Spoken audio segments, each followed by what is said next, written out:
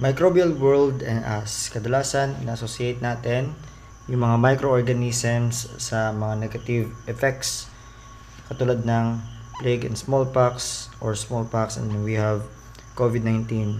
So kadalasan, ito yung association natin sa mga microorganism. So these are the negative aspects of microorganism. However, hindi natin nakikita yung mga positive effects or implications of microorganisms sa atin, katulad ng microbial fermentation na ginagamit natin for safe food supplies, and human microbiome group of microbes that lives in and on our bodies. So ito yung nagme-maintain ng equilibrium sa atin. At the same time, it trains our immune system, no, to respond sa mga associated na sakit in relation to microorganism. So punta tayo sa history na meron ang microbiology. So let's start with the 17th century. So 17th century, pinakauna natin dyan is si Robert Hooke. So si Robert Hooke ang unang nag-observe at nag-describe ng cell using compound microscope. So ayan. And siya yung isa sa mga nagawa ng pundasyon ng cell theory. Pero again,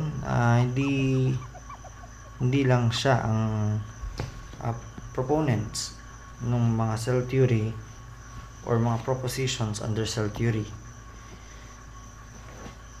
Next,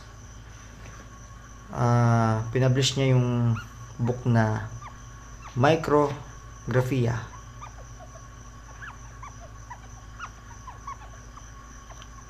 Na kung saan in-illustrate niya yung mga nakita niyang cells sa loob ng cork. Next, we have Anton van Leeuwenhoek.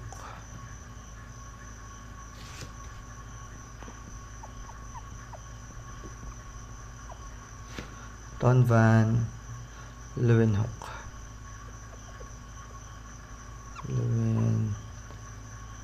Oops. Ano siya? Leeuwenhoek.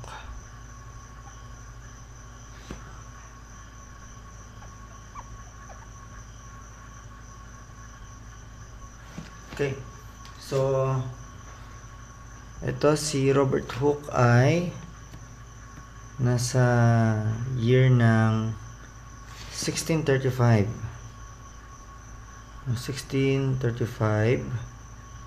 to 1703.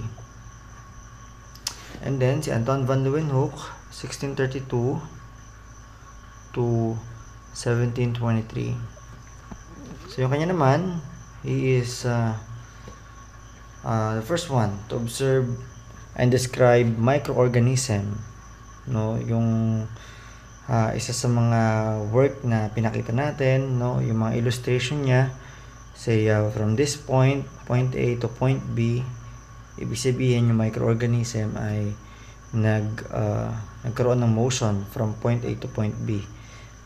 Okay, so yun yung mga illustrations ni Anton van Leeuwenhoek. And syempre, nagsend din siya ng kanyang letter sa Royal Society. Dinedescribe niya yung mga animal cues o yung mga observation niya under microscope. Next, let's have the 18th century. So sa 18th century, dito na pumapasok yung work ni John Needham. So sino nga ba si John Needham? So siya ay isa sa mga proponent ng spontaneous generation. So we have John Needham. And then he conducted experiments showing microbial growth in boiled broths, no? So yun. na nagki-claim na totoo yung kanyang proposition regarding spontaneous generation, na kung saan nabubuhay ang mga living things from non-living things. And then it was countered by Lazzaro Spallanzani. So si Lazzaro Spallanzani ay nag-conduct ng kanyang experimental setup na same ng kay John Needham. Pero ang pinagkaiba nila, tinakpan niya yung pinakuluan. No, sinilled niya, and then boiled broths didn't produce microbes, na suggesting yung contamination existed in John Needham's experiment ay dahil dun sa hangin, which was responsible for microbial growth. No, syempre may mga dalang microorganism yung hangin. And then nagkaroon ng debate dyan. I think you are already familiar with the debates regarding John Needham and Lazzaro Spallanzani. Next we have Edward Jenner. So 1713 si John Needham, 1713 to 1799. And then si Edward Jenner naman ay 1749 to 1823. It's uncorrected. Let's have, sorry, this one, Lazzaro Spallanzani is 17, let me remove this one. So si John Needham ay 1713 to 1781, at si Lazzaro Spallanzani man ay 1729 to 1799. Okay, so next we have Edward Jenner. So si Edward Jenner ay nag-conduct ang kanyang experiment using yung sa cowpox, no? Tapos he was able to develop the first successful smallpox vaccine out of it, demonstrating that demonstrating the principle of vaccination. So kay Edward Jenner yun in 1749 to 1823. Next, we have the 19th century. So 19th century. So 19th century we have Ignaz Semmelweis, no? So Ignaz Semmelweis.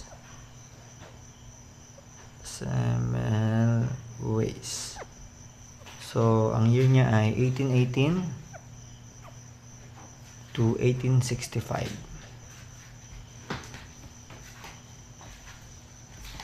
So he advocated for hand washing, no, in 1847. Tapos it significantly reduced puerperal fever. So his findings were foundational to infection control practices. Then we have Louis Pasteur. Louis Pasteur from 1822 to 1895. So he disproved spontaneous generation using his experimental setup, and developed germ theory of disease and invented pasteurization. No, he contributed to vaccines for rabies and anthrax. So sa madaling salita, he developed the principles of vaccination and immunology. Next we have Joseph Lister. So si Joseph Lister naman,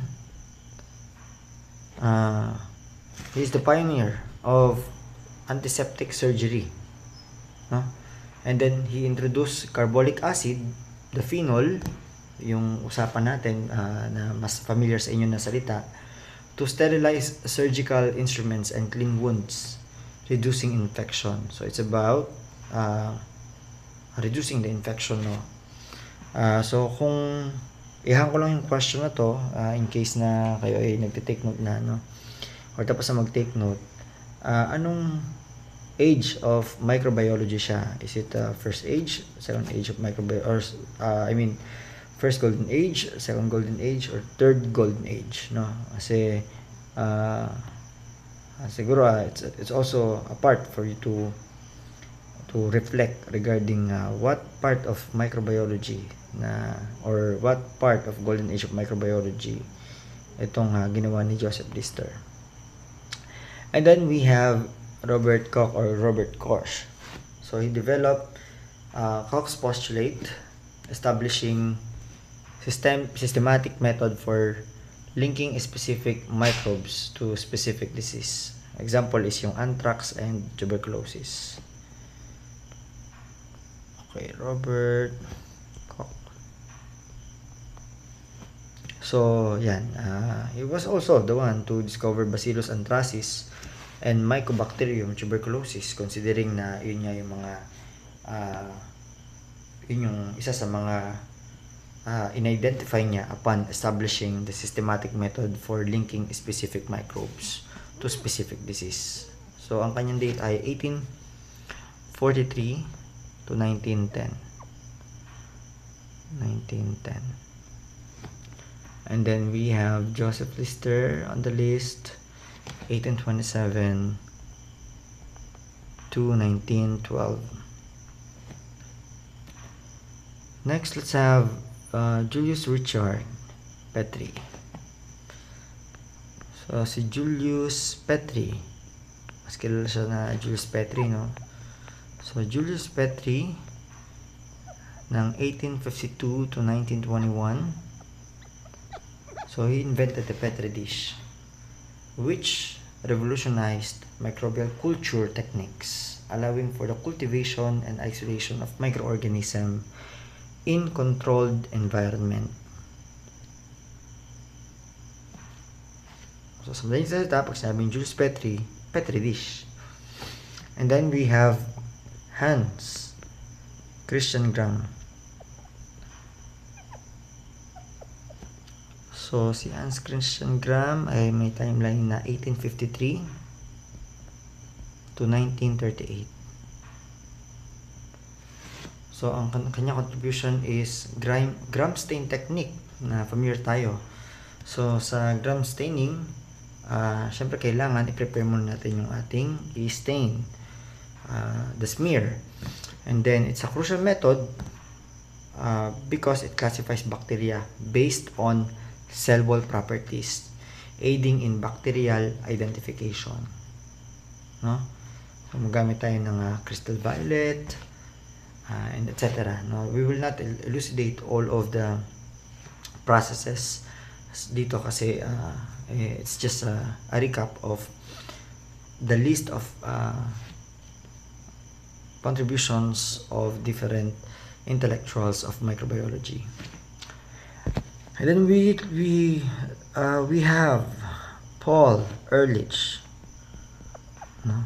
Kilala siya sa magic bullet, no? So he developed the concept of magic bullet, leading to the development of the first chemotherapeutic blood or drug rather. So we call it the Salvarsan, or yung vein burner for syphilis. So this contribution aid on to immunology and hematology. So ang kanyang timeline is 1854 to 1915. Okay, so next we have the 20th century. Medyo malapit na tayong matapos sa tao. Next we have the 20th century. I think I need to add another one. Let's add, okay, dito. Let's have the Chaim Weizmann. So, Chaim Weizmann. Ang kanyang timeline ay 1874 to 1952. So, ang kanyang contribution, siyempre, he developed industrial fermentation techniques using Clostridium acetobutylicum or lysum to produce acetone and butanol, no? And yun nga, the work had significant impact during World War I for explosives production and yung tinatawag natin na cordite. Next, we have Alexander Fleming. So, si Alexander Fleming na may timeline na 1881 to 1955, he discovered penicillin, no? Through a fortunate accident. So, the world's first antibiotic revolutionizing bacterial infection. So, in summary, ito yung mga tao na nag-contribute sa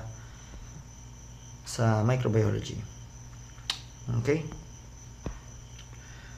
So, up until now, syempre, nag-grow yung ating body of knowledge sa microbiology. Alright. So, doon naman tayo ngayon sa konsepto ng mga microorganism. Syempre, may mga iba't ibang klase tayo ng microorganism at may mga terms related to microorganism na malamang you are familiar with at baka yun nga possible nagkakos siya ng confusion because there are lots of terms being studied in microbiology. So let's start with the word germs. Malamang ito yung isa sa mga term. Doon na-define natin siya, no? Meron tayong ginamit dyan na pinaka-visual regarding germs. So, let's define it more. This one is a non-scientific colloquial term used to refer to microorganism that can cause disease, including bacteria, virus, fungi, and protozoa. So, germs are often pathogenic, no? Mga possible na mag-cause ng sakit, but do not refer to a specific type of organism. Example is yung Escherichia coli, like under bacteria, influenza virus, which is a virus, and Candida albicans, so under ng fungus. Okay? So we have the germs. Next is the word parasites. So yung mga parasites, these are organisms that live on or inside a host organism and derive nutrients at the host's expense, often causing harm. They can be microscopic, like protozoa, helminths, diba? Yung helminths or yung mga nematodes, or macroscopic at yun nga sa nematodes. So parasites rely on their host for survival and reproduction. So example is Plasmodium na nagkakos ng malaria, Taenia. So let me write this one. Taenia na kinakos siya ng tapeworms. And then Giardia. Next we have the term indigenous flora, or yung tinatawag na normal flora. Okay? So, ang ginamit natin na term dun is normal flora, no? So, ang mga normal flora, and let me first write normal flora. So, yung mga normal flora, these are microorganisms that naturally reside in or on the body without causing this disease, no, or commensal. They are usually beneficial or harmless and play a role in protecting the host from pathogen. So, indigenous flora are found on the skin, in the gut, mouth, and other body areas.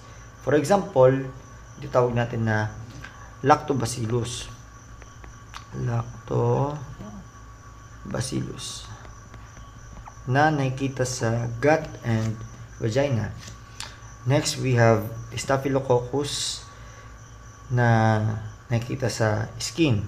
And then bacterioids na nakikita sa intestines. Like the Japanese bacterioids, no, yung ating sample in the horizontal gene transfer. Okay, next is we have protozoan. So, ang protozoan, they are single-celled eukaryotic microorganisms, often classified within the kingdom of Protista. Di ba? May mga kingdoms tayo like Animalia, Protista, Plantae, no? So, Protista, kadalasan doon sila nakaklasify. They can live freely or as parasites. So, under siya ng parasites or pwede siyang nabubuhay mag-isa. And they are capable of motility. So, protozoans are diverse, can reproduce sexually or asexually, and some can cause diseases in humans. Example is yung amoeba na gumagamit ng pseudopods in their movement. And then Plasmodium that causes malaria. Giardia causes giardiasis. Okay? So, sa madaling salita, parasites live at the expense of host. Okay? Expense of host. And then, germs refers to disease-causing microbes. And then, indigenous flora or microbial flora or normal flora, example is Lactobacillus. Ito yung mga natural microbial residents natin. Okay? So, this is the normal flora. Next, let's have the concept of reproduction. So, or division. Paano dumadami? So, sa mga eukaryotic cell, since they are made up of cell, ginagamit nila is cell division. So, dalawa yung klase niyan. Later on, we will try to understand ano yung dalawang klase. So, cell division is the process by which a parent cell divides into two or more daughter cell. It is a broader term that refers to different mechanisms depending on the type of organism. So, example ng mga types niya ay mitosis, which occurs in the somatic cells, no? We call it the mitosis. Nagaganap siya sa mga somatic cells. So, it is used for growth, repair, and asexual reproduction in multicellular organism. While, on the other hand, we have the term meiosis, na ibig sabihin ay division in the gametes or sex cells. So, a specialized form of cell division in eukaryotes that produces gametes with half the chromosome number of the parent cell, essential for sexual reproduction. Unlike the mitosis, ibang case yun sa kanya, no? So, we will not elucidate the processes kasi I think it was mentioned and taught to you for the longest time. So, let's move forward. So, may mga stages siya, yung PMAT, no? The prophase, metaphase, anaphase, telophase. Pagka meiosis, meron siyang phase 2, no? And it requires mitotic spindle to separate chromosomes in mitosis or meiosis. So, kadalasan to or nakikita to sa mga eukaryotic cell, again, katulad ng mga plants, animals, and fungi. On the other hand, we have binary fission. So, yung binary fission, ito naman ay isang type ng asexual reproduction where a single organism divides into two genetically identical daughters. No, simpler and faster than mitosis because here the DNA replicates and the cell elongates and split into two equal parts, each with a copy of the original DNA. Unlike the eukaryotic cell na may mitotic spindle, dito walang mitotic spindle sa binary fission. So, common in prokaryotes such as the Trubacteria or Eubacteria or bacteria and Archaea. but also occurs in some eukaryotic single-celled organisms such as certain protozoa and algae. So again, cell division refers the general process of cells dividing in eukaryotes, while binary fission is a specific simpler type of division found mainly in prokaryotes rather. So these are the big ideas that we have in microbiology. Next, we have requirements. Syempre, may binary fission. Say binary fission, madami, no? We have the term microbial growth. So when we say growth, again, it's not about the size, it's about the numbers. So ano yung mga requirements natin? So ano mga klaseng microorganism ang meron tayo? For instance, we have the mesophiles. So yung mga mesophiles, these are microorganisms that thrive at moderate temperatures. Typically, they grow best between 20 degrees Celsius to 45 degrees Celsius. So most of human pathogens like Escherichia coli, Staphylococcus aureus ay under the mesophiles. And as a human body, temperature is 37 degrees Celsius and falls within this range. Diba? Next, we have the thermophiles. So yung thermophiles, these are microorganisms that thrive at high temperature, from the word thermo.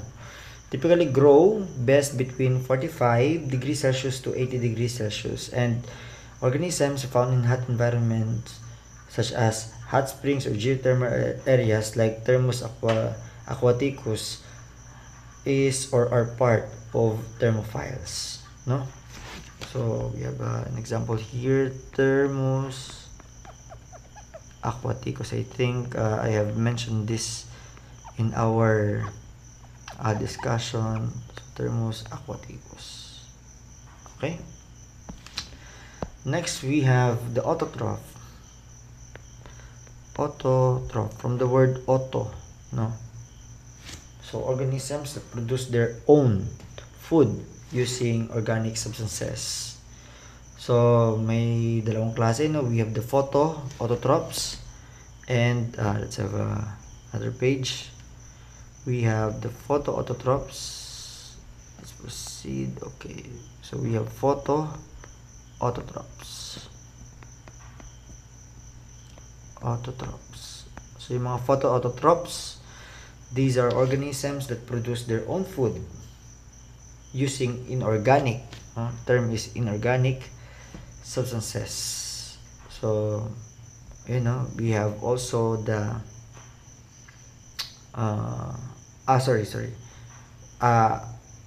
inorganic substance using light, from the word photo, light. So light. Example is plant. Another example is cyanobacteria. And then we have let me just erase this one. We have the chemoautotrophs. So from the word chemo, autotrophs. So these are organisms that produce their own food using inorganic substances by using chemicals like sulfur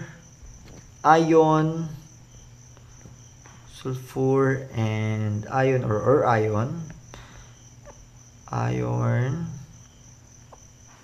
as energy source. So certain bacteria like Nitrosomonas. So ang kanilang nutritional strategy is synthesizing organic compounds from carbon dioxide. Okay? So gumagamit sila ng carbon dioxide. Yung ating mga autotrophs. Next,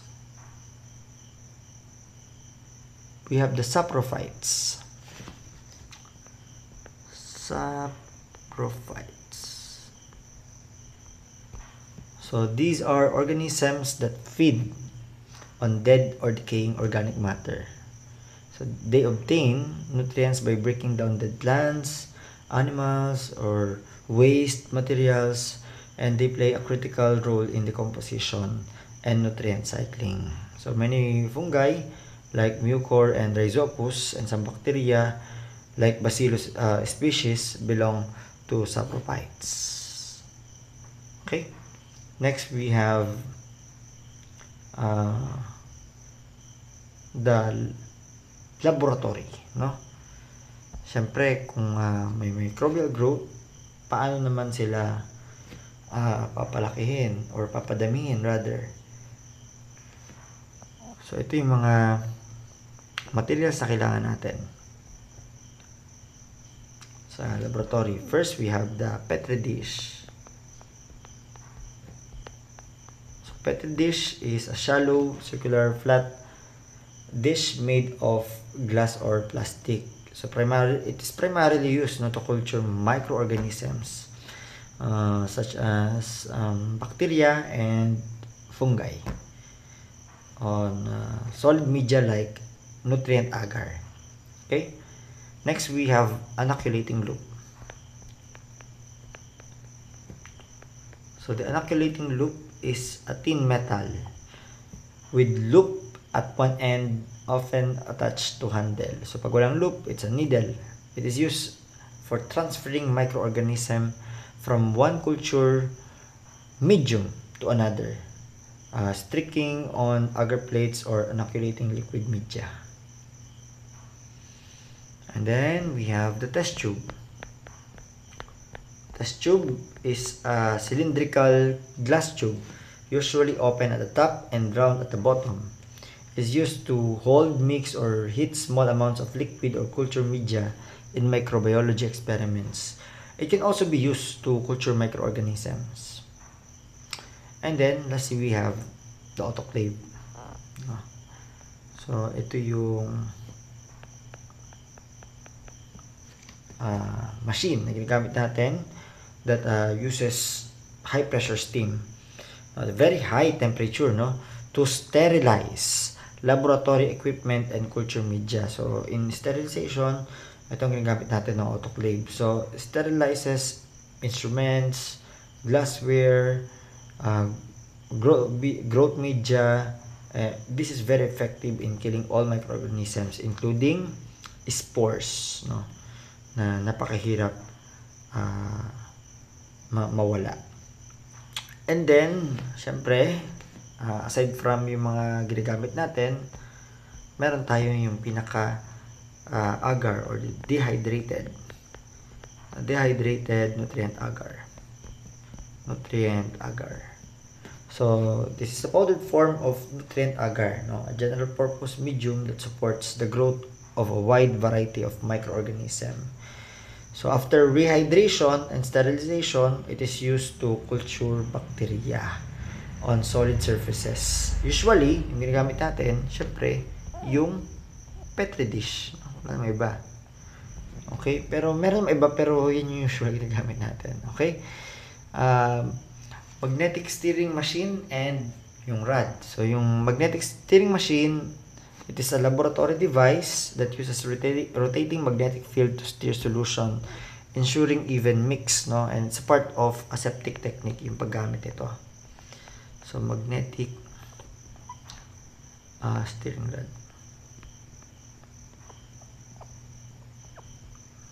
Steering machine and rod.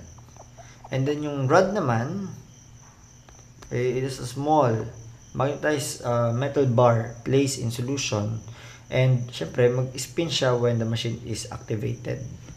No, may mga may mga probe siya, no, ng steer. Okay, next we have the concept under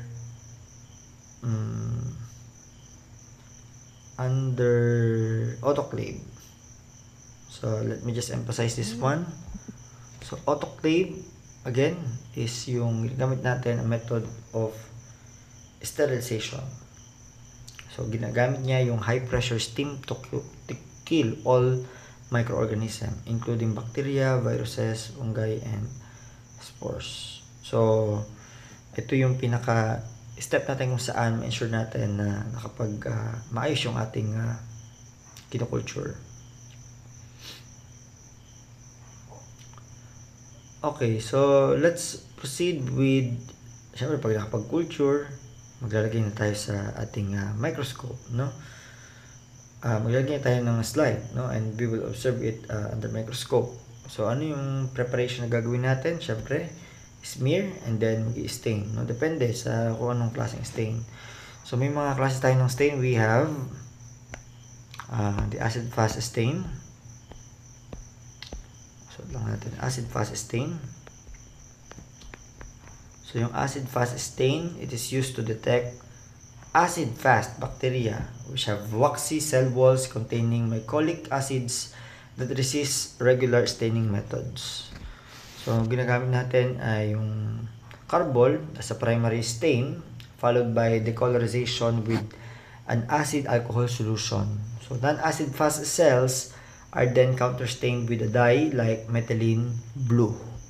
So, yun yung ginagawa natin sa acid fast stain.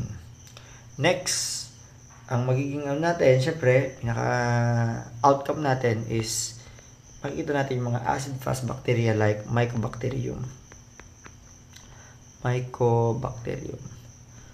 tuberculosis.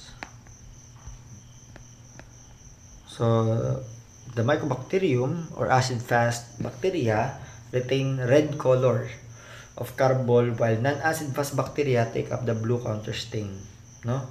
So, pagka na-retain yung red, siya ay isang acid-fast. Pagka naman hindi na-retain yung red at ang na-retain ay yung blue counterstain, syempre, ito ay isang non-acid-fast bacteria. So, it is primarily used for identifying Mycobacterium species such as the bacteria causing tuberculosis and leprosy.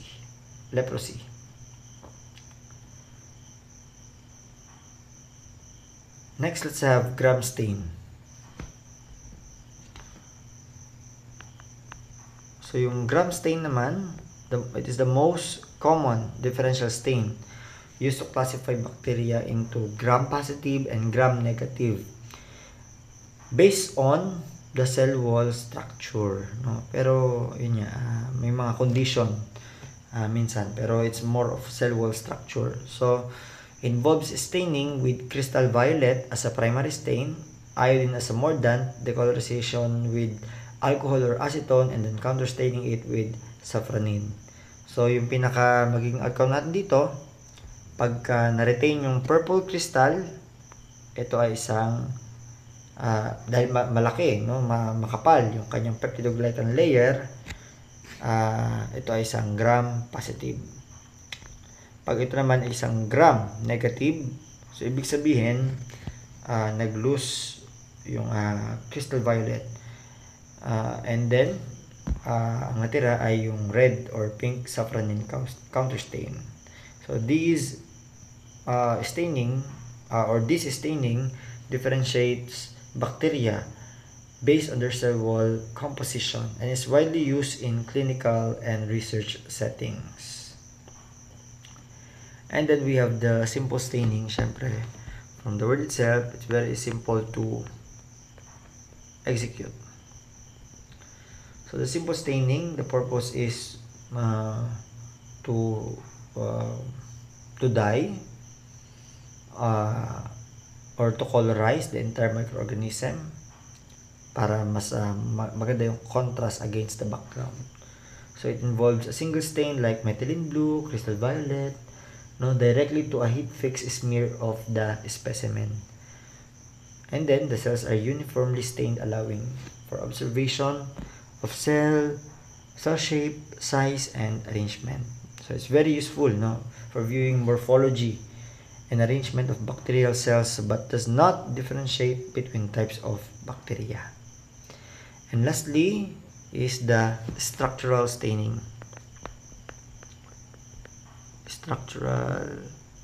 staining. This one is 1C. Structural staining. So structural staining uses stain and visualize specific structures within or on the microorganisms such as spores, capsules, or flagella. So may mga iba't ibang klase tayo ng ng mga structural staining. It could be like endospore staining. From the word endospore staining, we stain the bacterial endospores, no? Capsule staining, syempre capsule ang ating ni-stain. Flagella staining, so this one visualizes bacterial flagella, no? Often using a mordant to coat and thicken the flagella. So this highlights specific structures, while the rest of the cell may or may not be stained depending on the method. So it's very useful for identifying bacterial species with certain structural features like endospores in Bacillus or Clostridium species. So again, these are the staining method and the specific purposes of the staining methods. So ngayon, doon tayo sa concept ng microbial growth. Ano ba nangyayari pag lumalaki sila? Since meron tayong concept ng staining, syempre pagka biniyo natin siya sa under microscope, syempre alam din dapat natin kung kailan sila dumadami. So we have the lag phase. Gamitin natin yung diagram, no? So we have yung lag phase. So sa lag phase, this is the initial phase after inoculating the culture into a medium. So bacteria adjust to the new environment, synthesizing enzymes and other molecules required for growth. So there is no significant growth. Cell division is minimal, or shall I say, the division or the reproduction is minimal or non-existent during this phase. And the duration is depending on the condition. Syempre, may mga condition tayo na may-meet. Halimbawa, ano yung requirement ng bacteria na to catalyze its production, or ano yung kailangan ng bacterial cell or microorganism para makatalyze or mapabilis yung kanyang reproduction. Next, we have the log phase. So this one is also called as the exponential phase, kung saan there is a rapid division and growth, or fission or growth. So bacteria divide at a constant rate, leading to exponential increases in cell numbers. So ang kanilang optimal condition ay syempre kung adequate ang kanilang nutrition, optimal yung condition sa kanila, at yung environment ay very favorable sa kanila. So depende pa din, no? So the time it takes for the population to double is consistent during this phase. And the log phase continues as long as the conditions remain favorable. At sa late log phase, yung dito sa part na to, the latter part of the log phase is when the growth starts to slow down, no? So dito medyo bumababa na konti, pero ano pa din yan, no? Paakit pa din yung ating sinasabi dyan. Pero ito, pababa na yung mas dumadami na yung, kumbaga sa late log, medyo dumadami na yung namamatay, no? So the latter part of the log phase, so bumababa, or shall I say, mas bumababa yung growth, or mas bumabagal yung growth, yun yung tamang term, no? So nutrients in the medium may begin to decrease, and metabolic byproducts accumulate which can inhibit growth. So the phase marks the transition from exponential growth to stationary phase, kung saan the phase where growth rate slows and the number of new cells equals the number of dying cells. So yung number nung nabubuhay ay pares na lang sa namamatay sa stationary. So there is a nutrient depletion. Nutrients are significantly depleted and waste products accumulate. And the population stabilization regards to the rate of the cell growth equals the rate of cell death, leading to a stable population size.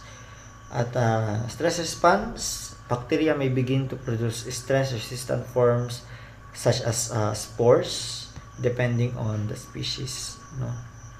And then the late stationary phase, itong latter part, the latter part of the stationary phase with prolonged stability or gradual decline. So bacteria faced increased stress due to nutrient depletion and waste accumulation. So more significant depletion of nutrients and accumulation of toxic waste can lead to a more pronounced effects, and some bacteria might enter a dormant or resistant state to survive these adverse condition na kung saan di na nami-meet yung kanilang nutritional requirement. And then we have the decline phase, which is also known as the death phase. The phase wherein the cell, the rate of cell death accelerates as resources are exhausted and waste products become toxic, di ba? The release of the ions, no? So that allows the increase in pH as well, or acidity as well. So we have here population, the population size decreases significantly, and in some cases, if conditions improve or if cells form resistant structure, there might be some recovery. But yung phase na to, it's generally characterized by net decline, no? Talagang pababa. Okay, so let's review the log phase, adjustment period, wala pang significant growth. Yung log phase, rapid or mabilis ang pagdami ng bacteria or ng microorganism. And then yung late log phase, itong part na to, transition to slower growth. Syempre nagde-deplete na rin yung mga nutrient na kailangan nila to survive. And then sa early stationary phase, itong part na to, so growth rate equals death rate, population stabilizes. And then sa late, sa part na to, so prolonged stress, potential survival strategies na lang, no, kung magpo-form sila ng spores. And then cell death exceeds growth population, or cell death exceeds growth, and syempre there is a decrease in population. Okay, so yan. Okay, so ngayon paano ko kontrolin yung microbial growth? So pwede kang gumamit ng mga drugs, or pwede mong i-deplete yung kanilang mga nutrients, no? For instance, in penicillin, no? So this is very effective against bacteria, since may ano siya, tina-target siya, no? So yung kanyang mechanism is that penicillin again is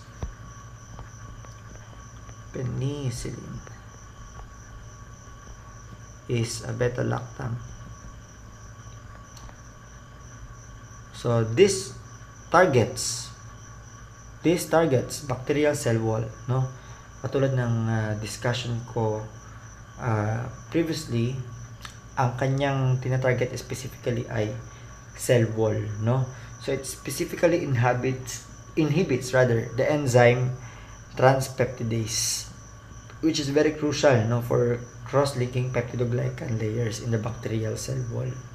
So pagka na-inhibit yung enzyme na yon, penicillin disrupts the synthesis, syempre, and leading to cell lysis. So dahil nga na-expose na yung bacterial cell, it will lead to death due to the osmotic pressure, no, which were discussed as a part of the requirement, no, yung bacterial requirement.